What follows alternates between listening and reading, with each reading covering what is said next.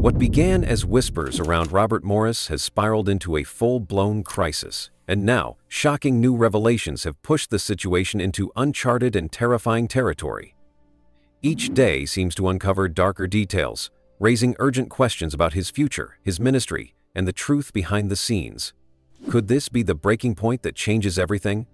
Buckle up, because the story has just taken a twist nobody expected. For years, Robert Morris was a name people in the Christian community spoke with respect. As the senior pastor of Gateway Church in Texas, he stood on one of the biggest stages in American Christianity.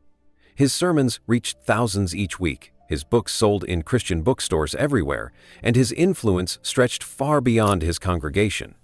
To many, Morris was not just a pastor, but a symbol of what modern ministry could look like when it grew into a global platform. Families trusted him, young pastors looked up to him, and Gateway became one of the largest and most influential megachurches in the country under his leadership. But in 2024, that image began to crack. At first, the story seemed small, just whispers about his sudden resignation. Morris had stepped down from his role as senior pastor, and people assumed it was simply the natural end of a long career. After all, pastors eventually retire like anyone else. Yet, within weeks, new information began to surface, and what started as quiet speculation quickly became front-page news. It turned out that the reason for his exit was not just retirement. Reports emerged about an incident from decades earlier, back in 1982, when Morris was still a young preacher traveling in Oklahoma. At the time, no one in his congregation had ever heard of such accusations. They were shocking. The kind of claims that could destroy a man's reputation in a matter of days. Allegations were made that Morris had been involved in an act that harmed a young girl during that trip. For a while, the whispers floated without confirmation, but in early 2024, the situation escalated. A grand jury in Oklahoma reviewed the evidence and charged Morris with 5 serious crimes connected to that incident. The charges stunned the Christian community. To many, Morris was a father figure, a trusted leader, someone who had built an entire ministry on the foundation of faith and trust. Now, those same people were left questioning if they had been misled all along. How could a man who preached about grace, family, and holiness carry a secret this dark for over 40 years? The news spread fast. Headlines appeared in both Christian and mainstream outlets, with Morris's name linked to words like abuse, criminal charges, and fall from grace. The Gateway congregation, once proud of their pastor, was left in shock. Some defended him, insisting the accusations had to be false. Others admitted they felt betrayed, unsure if they could ever trust him again. The story wasn't just about one man anymore. It became a reflection of the vulnerability of faith communities when their leaders fail. For Morris himself, the timing could not have been worse. Stepping down should have been a season of honor, where his years of work were celebrated. Instead, his career was suddenly defined not by the churches he built or the sermons he preached, but by a legal battle from his past. What was once his legacy of success now carried the weight of scandal. The most painful part for many was the contrast. Morris had been respected for decades, admired for his teaching and leadership. He had shaped Gateway into a church known worldwide. Yet, behind the sermons and the polished image, a different story had been waiting to surface. And when it finally did, it overshadowed everything else. By the spring of 2024, Robert Morris was no longer seen as the confident leader on stage. He was a man facing the possibility of prison, his name spoken with doubt and suspicion. In the world of megachurches, where image and reputation are everything, his fall was swift and devastating. What began as whispers ended in scandal, and it showed how quickly decades of respect could unravel when the truth finally came to light. When Robert Morris stepped down as senior pastor of Gateway Church in 2024, many thought it was simply the natural conclusion to a long and successful career. For years, he had been one of the most visible megachurch leaders in America, guiding a congregation of tens of thousands and building a ministry that touched people far beyond Texas. His resignation might have been seen as bittersweet, but ordinary if not for what happened next. Behind the scenes, a storm was already brewing. Soon after stepping down, Morris made it known that he expected Gateway Church to honor what he believed was a long-standing agreement, a massive retirement package worth millions of dollars. According to him, the deal had been promised back in 2014 during private meetings with church leaders. It wasn't just a simple pension or a modest stipend for his years of service. Morris claimed it was a structured lifelong financial plan, one that would secure not only his future but also that of his wife after his death. The numbers were staggering. Morris said the church had agreed to give him $1 million, 0 cents, up front, followed by $800,000, 0 cents, annually until he turned 70. After that, the payments would continue at $600,000, 0 cents, a year for the rest of his life. And when he eventually passed, those payments, he claimed, were supposed to keep going to his wife Debbie. To Morris, this was a promise made to him for years of leadership and loyalty. To outsiders, it sounded like the kind of golden parachute you'd expect from a corporate CEO, not a pastor. But Gateway Church pushed back, and they pushed back hard. The church flatly denied any such agreement had ever been made. They said there was no written contract, no signed document, nothing that tied them legally to Morris's version of events. If such promises were made, they argued, they were verbal only, and verbal promises don't hold up in court. The church leadership insisted they owed him nothing close to the millions he was demanding. What might have remained a quiet dispute behind closed doors quickly spilled out into public view. Morris, already under scrutiny because of the criminal charges surfacing from his past, wanted to keep the matter private. He asked for binding arbitration, a legal process designed to resolve conflicts outside the public courtroom.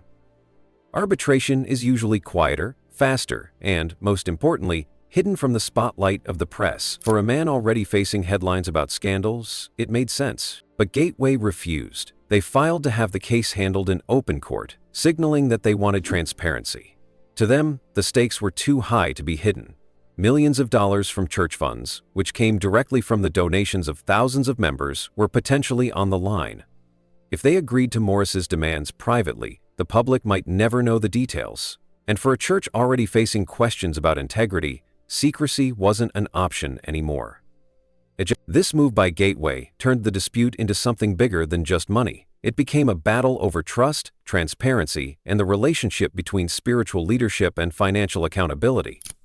On one side, Morris insisted he was owed what had been promised to him.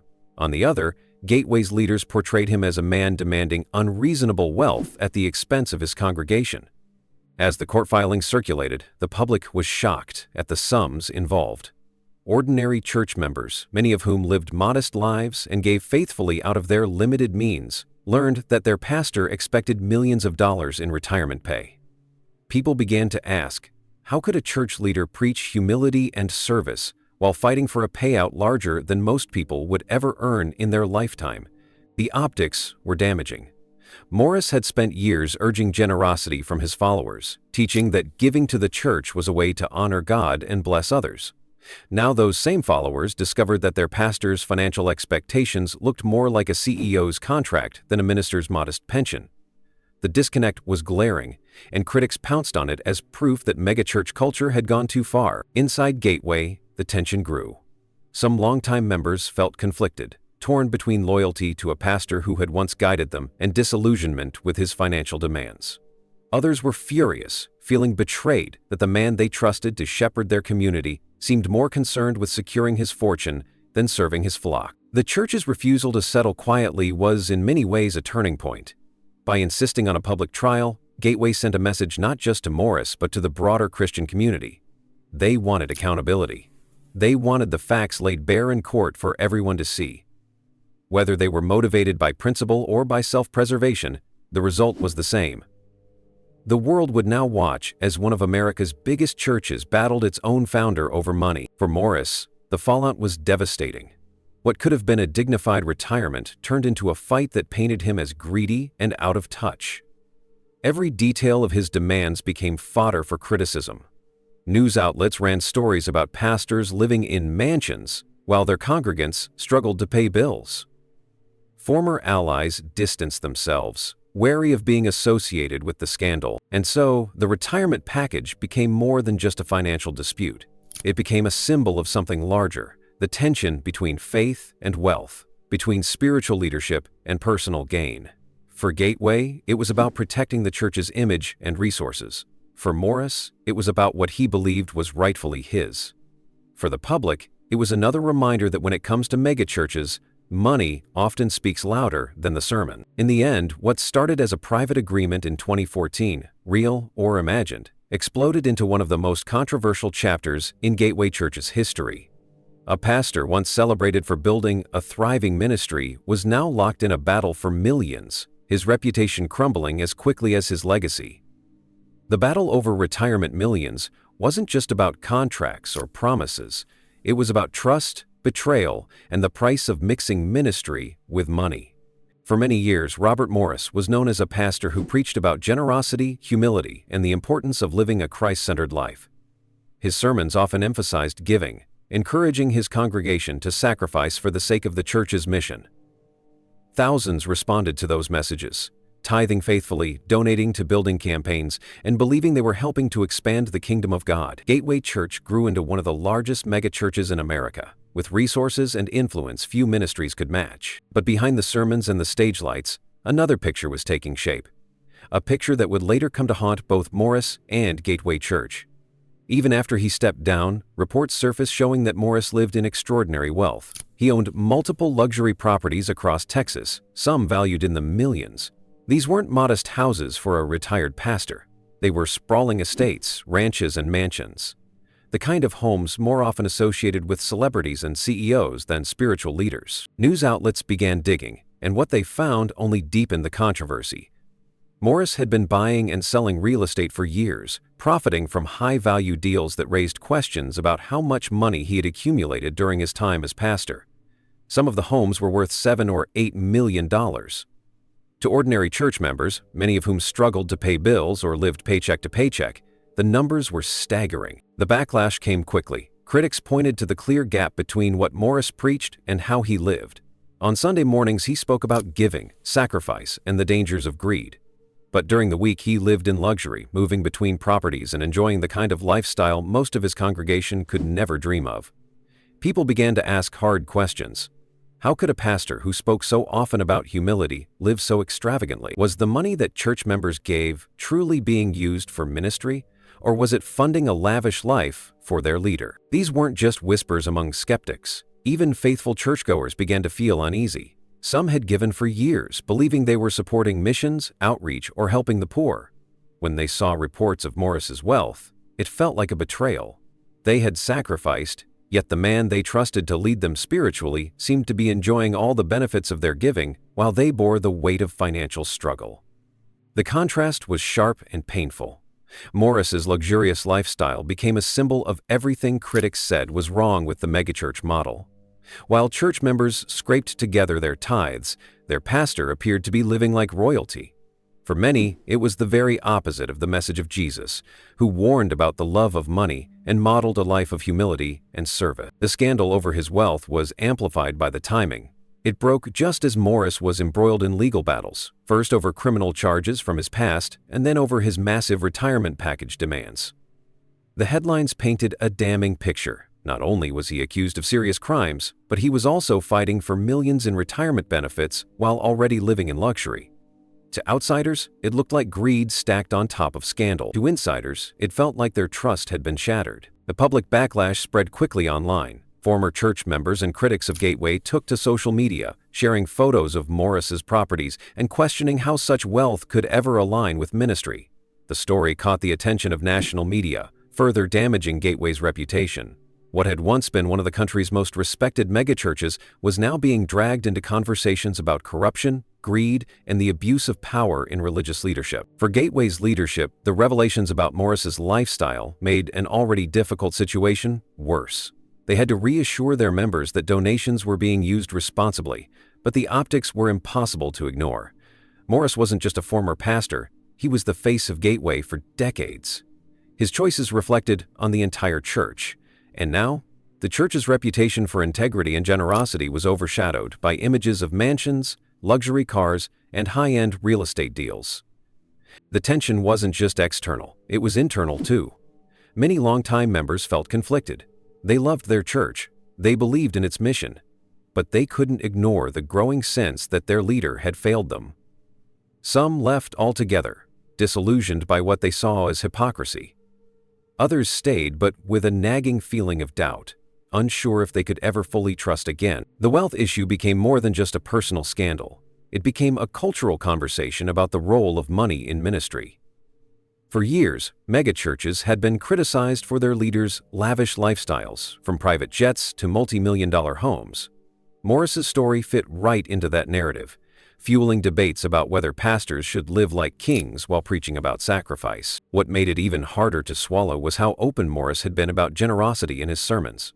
He often told people that giving was a spiritual act, that God would bless those who gave faithfully. Many now wondered if those teachings were less about faith and more about building the kind of wealth that had kept him living in comfort long after stepping down. The backlash wasn't just about numbers on a page. It was about trust, about faith, about the painful realization that the man many had believed in wasn't living the life he preached. It was about people asking themselves if their sacrifices had been used to serve others or to enrich their pastor. By 2024, the image of Robert Morris had completely changed. Once seen as a respected spiritual leader, he was now criticized as an example of what happens when wealth and ministry collide. His lifestyle, once hidden behind the curtain of influence, was now on display for all to see. And the public wasn't impressed. What started as admiration had turned to outrage. And the damage wasn't just to Morris's name, it was to Gateway Church itself, to the broader Christian community, and to the fragile trust between pastors and the people they lead. For years, Gateway Church was one of the shining examples of what a modern megachurch could be. It was big, polished, and influential. Thousands came every weekend, drawn by the music, the message, and the leadership of Robert Morris. Gateway wasn't just a local church, it was a movement, a place that shaped conversations far beyond its walls.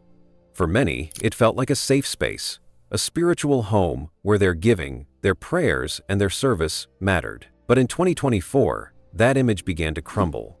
When Morris resigned, people expected the church to go through a normal transition, maybe with some sadness, but also hope for the future.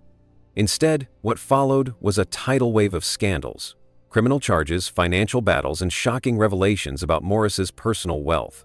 Overnight, Gateway went from being a respected church to the center of one of the most talked about controversies in American Christianity.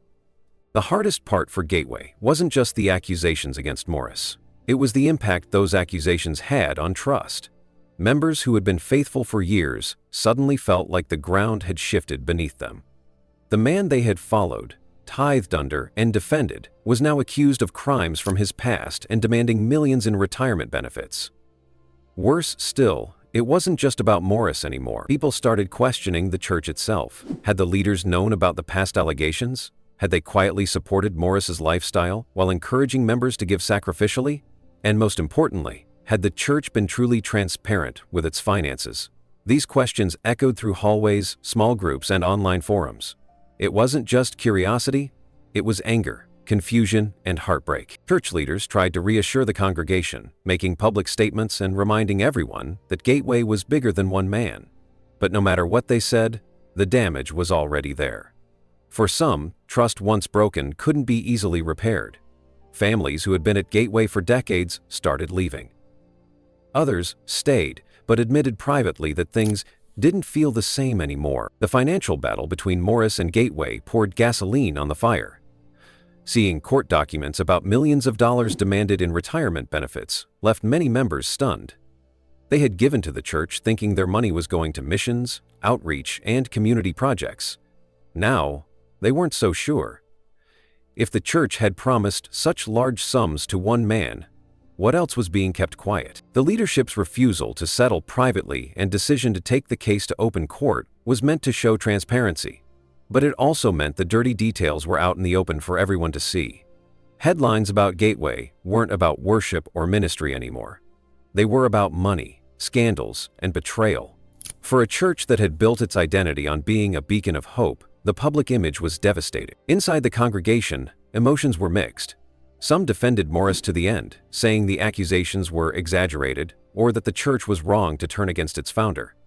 Others were furious, feeling like their generosity had been abused. Still others simply felt numb, unsure of what to believe anymore. What united all of them was a deep sense of loss. The loss of trust in a leader and in the institution that had once felt untouchable. The crisis at Gateway also spilled over into the wider Christian community.